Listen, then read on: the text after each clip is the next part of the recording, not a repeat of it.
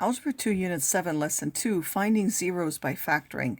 In this lesson, we want to understand the relationship between the zeros of a function and its factors, determine the zeros of a polynomial by factoring, and then finding a polynomial function if we know what its zeros are.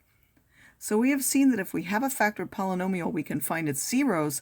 Are there any other zeros of a polynomial? And no, that's because of the factor theorem. The factor theorem says the expression x minus b is a linear factor of the polynomial if and only if the value b is a zero of the related polynomial function. So each linear factor has a zero, each zero has a linear factor. They go together. They will have opposite signs. So if this is a minus 3, this would be x plus 3. If this were x minus 2, this would be positive 2. They each have opposite signs. So the equivalent statements are that if we have, and these are really for real zeros, b is an x-intercept of the graph, b is a solution or root, b is a zero of the function, and x minus b is a linear factor. The only difference is that if b is not real, all of the rest of these are true, but then it's not an actual x-intercept of the graph. If a linear factor is repeated, meaning it's there more than once, meaning the factor has some power to it, like it's squared or it's cubed, then the repeated zero has a multiplicity equal to the number of times the zero or that factor is repeated. And this affects the graph of that polynomial because if the zero has an even multiplicity, instead of passing through at that zero, it actually only touches at that point and then it goes back in the same direction it was coming from. If it has an odd multiplicity, it will actually pass through the x-axis at that point. If it if it's only there once, it will pass through like a line. If it has a multiplicity of 3, it will pass through more like a cubic, and so on. Now, if we assume that the leading coefficient, when we're writing a polynomial, we'll assume that the leading coefficient is a 1 unless we're told otherwise. But if we have fractions, then we will multiply by the least common multiple of all of the fraction denominators in order to get rid of the fractions. Otherwise, we will use whatever leading coefficient we are told to use. Write a polynomial function in standard form with these zeros.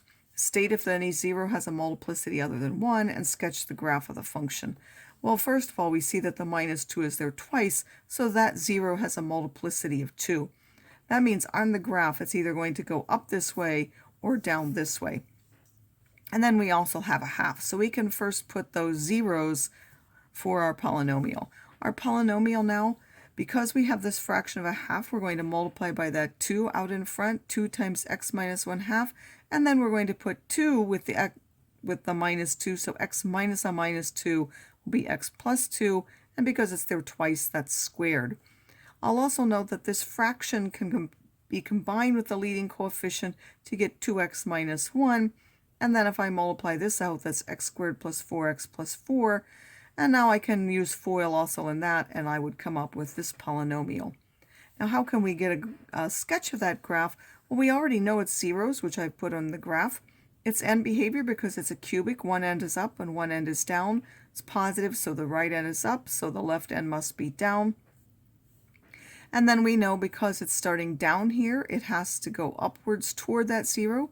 Because it has an even multiplicity, it's going to actually turn at that zero and go back in the other direction, and then it has to come back upwards again to be able to pass through the second zero at a half and also end with the end behavior of pointing upwards.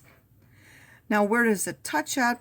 We can see from here it will have a y-intercept of minus 4, which I've marked in the graph. Again, that is not the low point.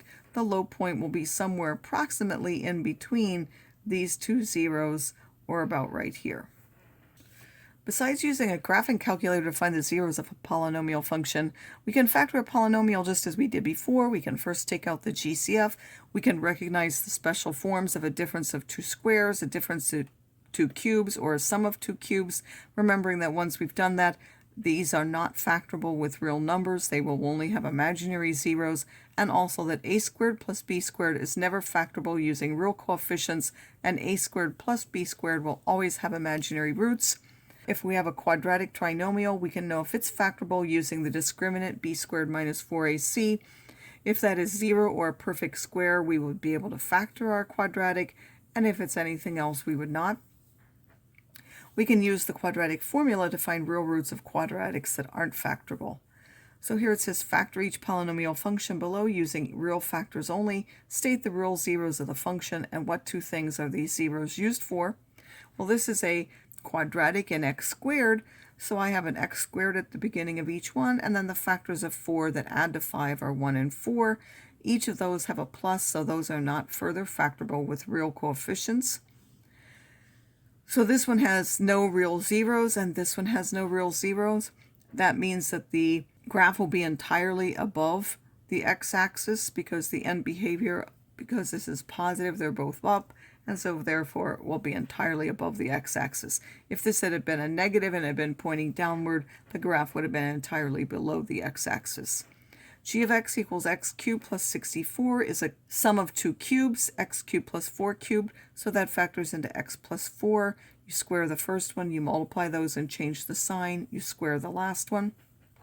It will have only one real zero, which is minus 4, and this part has a discriminant, which is less than 0, so therefore it has no real zeros. As I said, those parts are always, and they always have imaginary zeros. So it will have a single x-intercept of the graph, and it is the only real solution to setting that equation equal to 0. So those are the two things. It's not only the real solutions are not only x-intercepts of the graph, but they are all solutions to the polynomial equation.